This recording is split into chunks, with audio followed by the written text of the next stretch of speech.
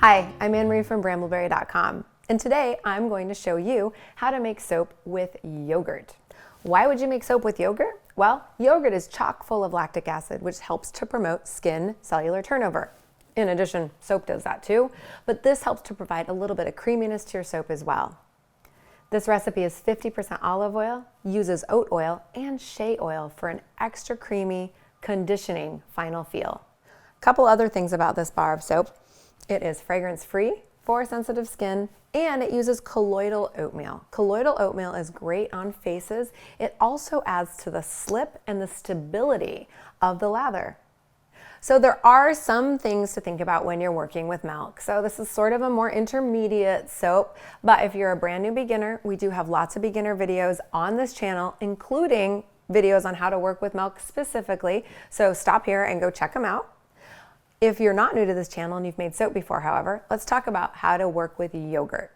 Whenever you're using anything that has milk proteins in it, you want to keep your temperatures low. Why do you want to keep your temperatures low? It's because the milk proteins will scorch if they get too warm. And remember, the exothermic reaction that happens when you add lye to water is that gets all the way up to 180 to 200 degrees. That will definitely burn milk in soap. And what does burnt milk smell like? It smells real bad and also turns yellow.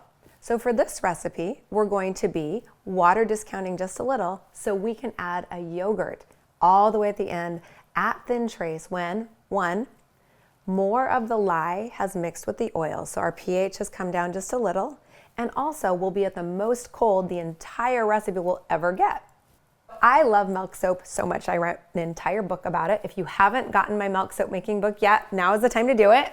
This is my milk soap book, and it's all about making milk soaps. And so we cover everything from yogurt to goat's milk to camel milk to banana milk to almond milk in here. And this particular one, this is the shea and aloe bars with yogurt.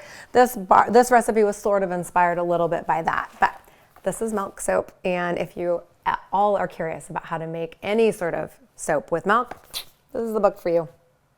One final thing before we get started, let's talk about the yogurt.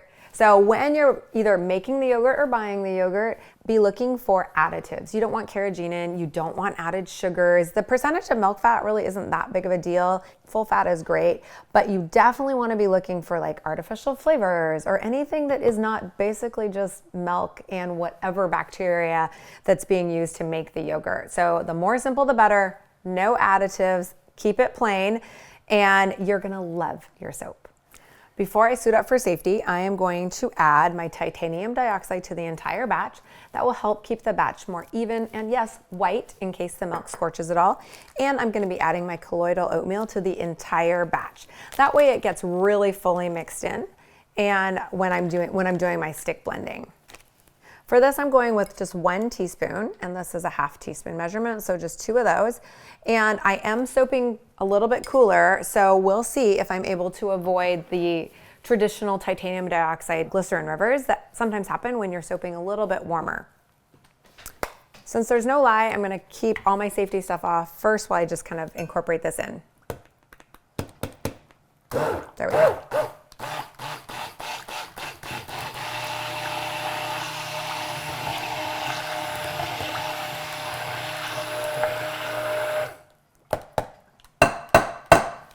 Now it is time to suit up for safety. So safety is of course no accident, and you want to be wearing, let's see, a full long sleeve. You want to be wearing pants, not shorts, closed-toed shoes, and of course the most important thing is the goggles, because you only get one set of eyes and you don't want any lye splashes in there.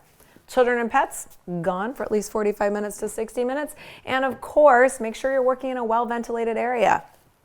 Now I'm going to add my lye water, which has sodium lactate in it already.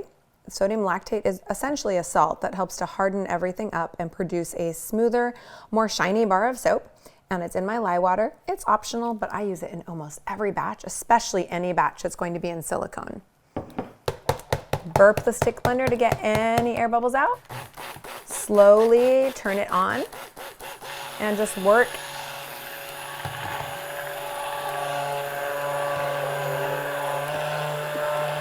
So now I'm just gonna check for trace. I don't think I've hit it yet, just to be real clear. just looking. So this is pretty good medium trace. Yeah, medium trace. And I'm gonna go ahead and add my yogurt now. Remember, I water discounted a little, so any of the moisture from the yogurt is totally going to be taken care of because I have less water in here than is necessary. Now that we have a really nice medium trace, it's time to add our yogurt. And so this has been measured out ahead of time. Just gonna scrape all of it in, and then I'm gonna stick blend it in. So I'm gonna trap that yogurt right underneath my stick blender and get it fully mixed and emulsified in.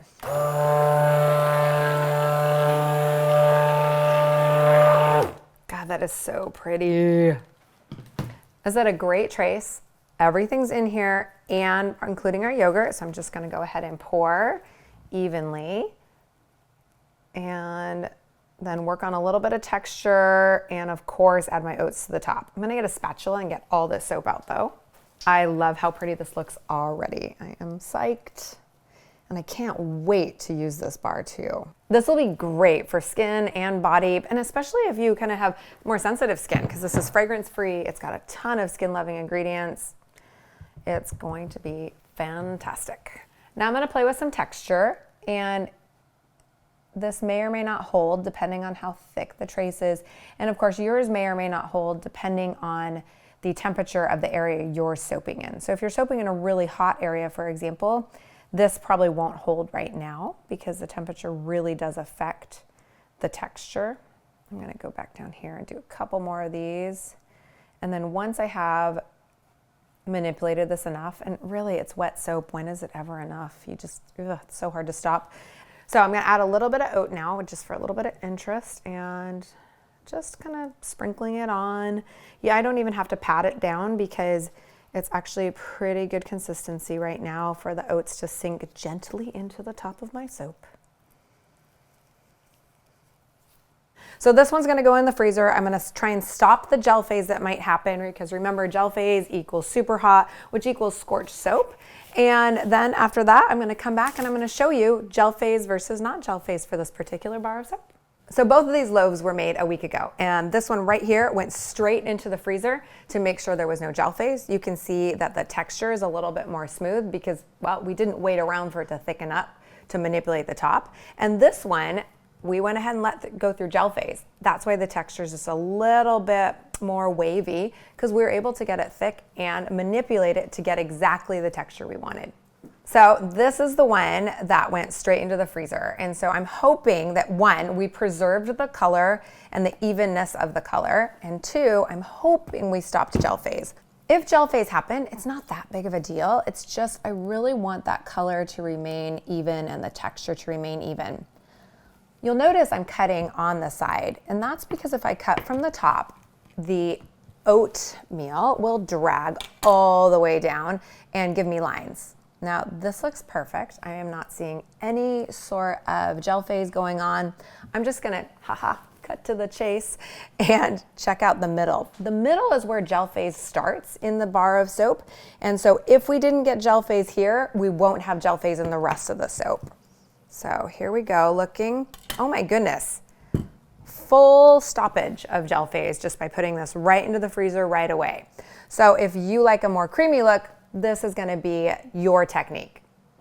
One thing to know whenever you're soaping with milk is right when you cut the soap, the smell is just a little bit off. And so there's not a lot of milk product in this. And so when you smell it, you're like, what is that smell? It just smells off when you use yogurt. That goes away in 7 to 10 days. So don't worry about it. This will smell neutral in 7 to 10 days. So this is the one that stayed out at room temperature. Now the Brambleberry Studio is, I don't know, it's not that warm right now. And so we kind of were like, well, maybe we can get this to not go through gel phase because we soaped really low, but we have a sneaking suspicion it did go through gel phase. This one's just a little bit harder to get out, which is interesting to me. And I can see already that we have a little bit of almost like pocking on the side, and that comes from gel phase happening in the silicone molds. So I'm just gonna plop this on its side so I don't end up dragging any of the oats down my design, and do a nice cut. This is nice and soft. Gel phase is not there. Smells a little odd just because of that yogurt in there, but here I go. I'm going straight into the middle. So we'll see what happens right in the middle, since that is where gel phase usually starts. You know what? This actually is really interesting to me. We got gel phase throughout the whole thing, and I don't know if you can see it, but we actually have some glycerin rivers forming in there because of the titanium dioxide. So this did go through a full gel phase. The color, however, stayed really nice and even. So unless the glycerin rivers bother you, I think you could probably go both ways if you're working in a cold studio and you're soaping at cold temperatures.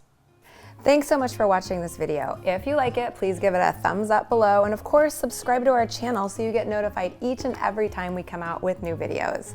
And when you make this product, hashtag it Bramble on social media so we can see what you're creating. Until next time, happy soaping.